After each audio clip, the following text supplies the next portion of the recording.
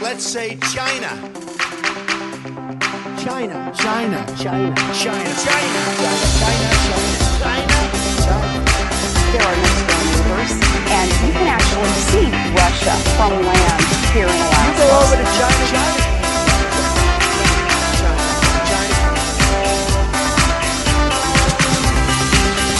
I did not have sexual relations with that woman.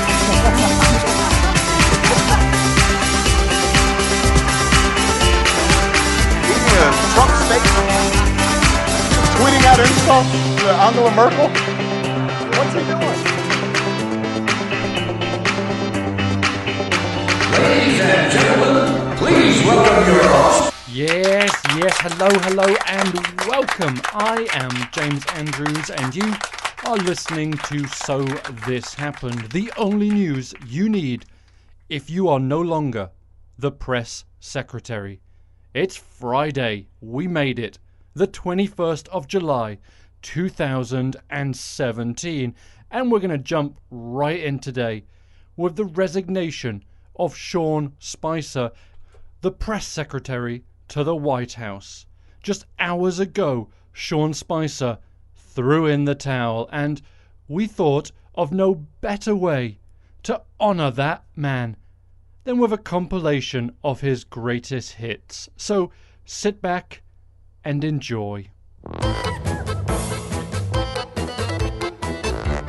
Photographs of the inaugural proceedings were intentionally framed in a way to minimize the enormous support that had gathered on the National Mall. This was the largest audience to ever witness an inauguration, period.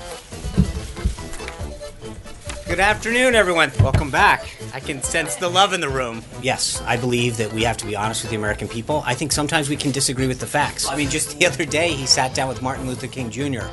I would call him a civil rights leader. Where his dad was the third. Well, I think that... You get 1 point. That's not great. That's a ridiculous... You're basically... Okay, Kristen, we're going to end this right now. Hunter, no. And then... This one is I've got the 13 here as well, or the 2017. It is literally 100% the same. Well, first of all, it's not a travel ban. He's using the words that the media is using. But at the end of the day, it can't... Hold on. It can't be... It can't be... The president himself called it a ban. I understand. Is he confused, or are you confused? No, I'm not confused. I mean, that's the silliest thing I've ever heard. Okay, this is silly. Okay, next. Okay, you don't get to just yell out questions. We're going to raise our hand like big boys and girls. This is government. This is not. And I think that part of the reason the visual is important is that when you actually look at the difference, you realize this is what big government does. I was going to say your pen is upside down. John Roberts always helping with the fashion tips. But it's still upside down. Make the podium move. Cover the stuff. No, hold on. No evidence No, of wiretapping and Trump actually, House. Now you've had the House Intelligence Committee and the Senate Intelligence Committee. No, actually, here's his quote, Jonathan. No, here's the direct quote. I think it's very possible, end quote. When we talked about wiretapping, he meant surveillance. Well, no, you're coming to some serious conclusions for a guy that has zero intelligence classified. If you don't want to answer the question, I can call on somebody else. Thank you. Sean, does the president still have complete confidence in FBI Director Comey?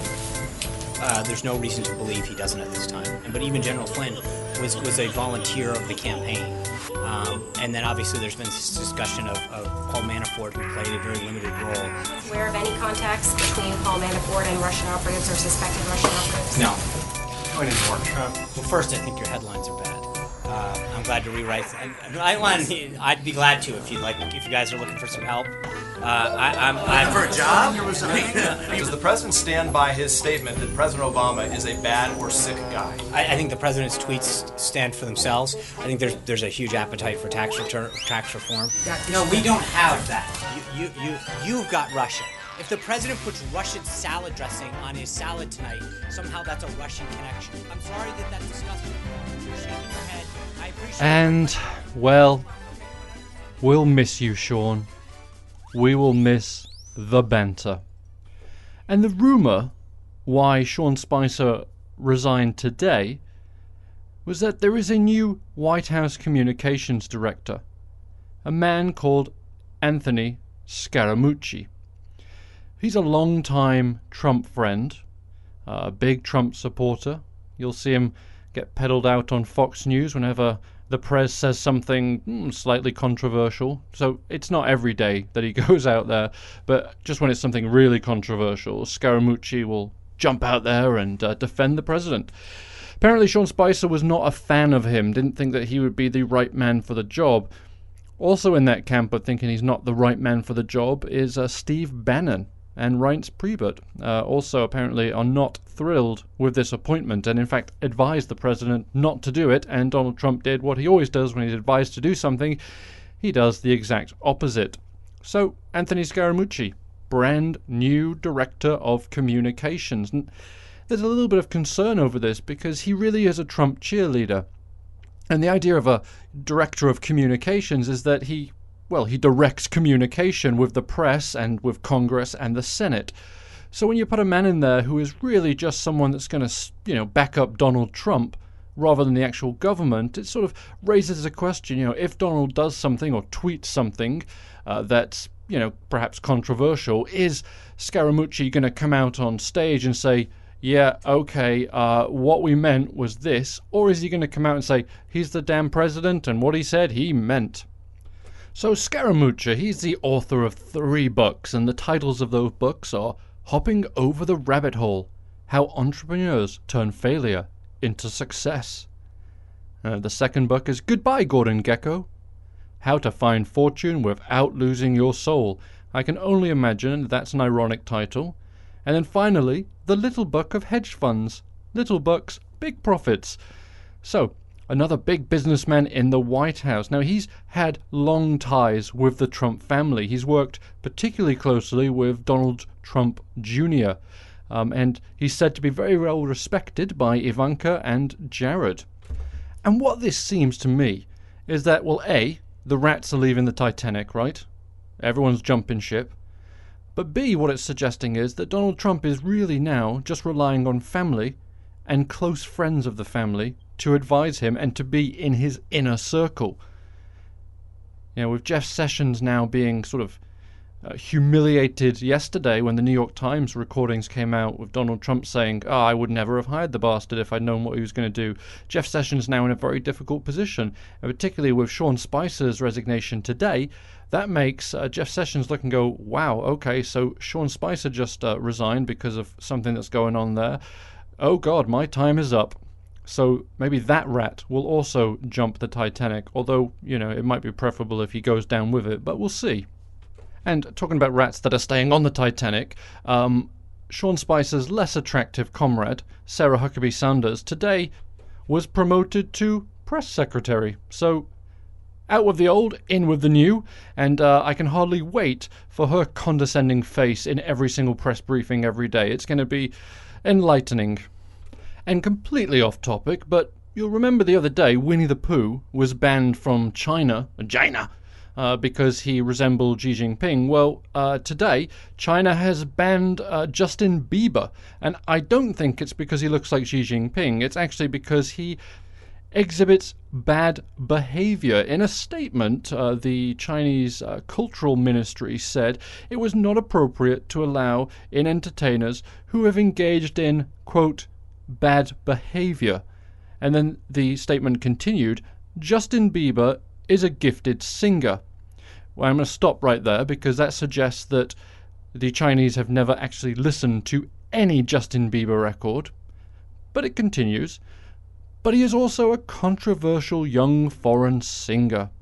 And then, in a moment of fatherly advice, the Chinese Cultural Bureau added, we hope that Justin Bieber matures and he can continue to improve his own words and actions and truly become a singer beloved by the public. Well, China, I'm not sure if you realize this, but you have done millions of Chinese youth a favor. So, from me to you, thank you. And in a story of epic mustaches, Salvador Dali, whose body was recently exhumed so they could take some DNA samples to decide whether or not this lady that's claiming to be his daughter is in fact his daughter, it was found when his body was exhumed that his mustache was still perfectly intact. Just exactly how it was when he went in the ground. That is a powerful moustache. And I thought Tom Selleck had a good one, but no. Salvador Dali now takes the crown for best moustache. And I wonder as well, because they say that when you die, your fingernails and your hair keep growing for a little while, don't they? I don't know if it's true, but that's what people say. So I wonder, was the moustache, was it longer? It might have been imperceivable, but it might have just been, a couple of millimeters longer. These are the things that keep me up at night. I wonder, I'll be wondering about that all night now, whether Salvador Dali's moustache was just a little bit longer than it was when he died. It was spectacular no matter what, but length, I don't know. We'll see. Well, we won't see probably. I doubt they measured it, but I wish they had. And if it wouldn't make me look like a complete twat, I'd actually grow one just like that as well, just to kind of go, yeah, this is my moustache. But then people would say, oh, you're a hipster. And I'd be like, well, I'm not. But you are, you've got the moustache. No. Speaking of that, actually, I met a guy once, not long ago, in California, of all places. He had a moustache, and it wasn't a great moustache, to be honest with you, but he literally he had a comb that he kept in his pocket, and if the wind ruffled it, the left side, if it got ruffled by the wind and it sort of went out of whack, he would get this little moustache brush and just sort of, give it a little and put it back in space. So I don't get it. I don't get the moustache. I'm sorry if you have one, but I'm not sure I understand the point of them. It's like a furry lip. I don't know. And it's got to be awful if you have a cold, these are things. This is literally what I think about. Like if you had a cold and your nose was running a little bit, and you had a mustache, well, it would act sort of like a sponge, wouldn't it? It would absorb the mucus coming out of your nose, but then it would get hard, and I suppose it'd be like mustache wax. Maybe that's where mustache wax came from. Maybe some bloke had a mustache years and years ago, and he sort of snotted on it, and then he played with it a little bit, and he twisted it, and it made this amazing handlebar shape, and he goes, bloody hell, look what I've done. I have created a handlebar mustache, and it looks dashing, if I'm being honest. That could actually be where mustache wax came from. Just some bloke with a cold who had a normal mustache, and then he twisted it. Anyway, we digress. And now on to devices that probably should exist, but probably shouldn't exist. And I realise that's a bit of an oxymoron, but what I'm saying is it's a device that someone invents because we need to have it because people are idiots, but we shouldn't really have to have it. And this invention comes from an 11-year-old boy, a chap called Bishop Curry, and he has invented a device that could save the lives of thousands of children across the country from hot cars. What it is, it's a device that you install into the car, and it alerts parents and the authorities if a child has been left in a hot car.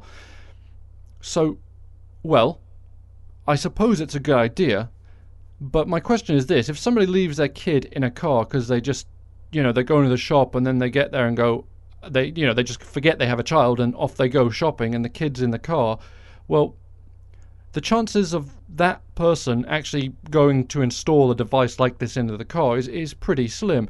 And while I applaud the effort, I think it's great, I suspect very few people are going to put a device in their car which is going to call the cops if they do something wrong. That would be sort of like a dating website where you have to put in your wife's phone number so that when you go on a date, it alerts her that you're going on a date with somebody that's not her.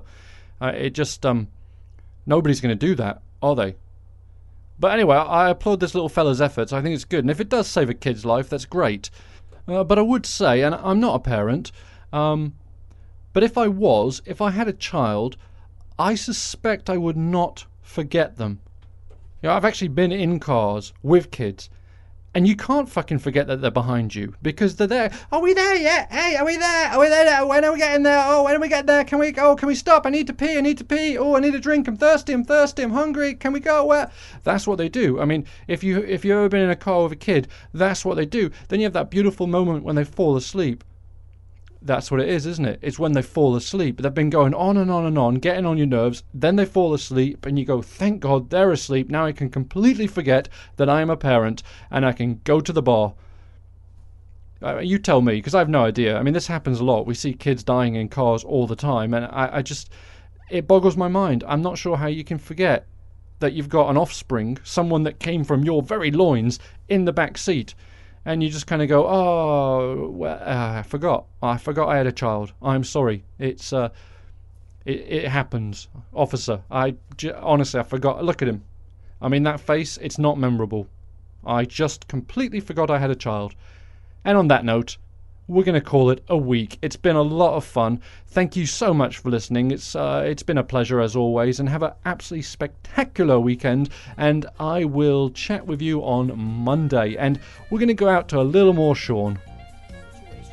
With respect to the situation with Russia, Republican, Democrat, Obama appointee, career, have all come to the same conclusion. At some point, April, you're going to have to take no for an answer with respect to whether or not there was collusion. April. Thank you, Sean. How are you today?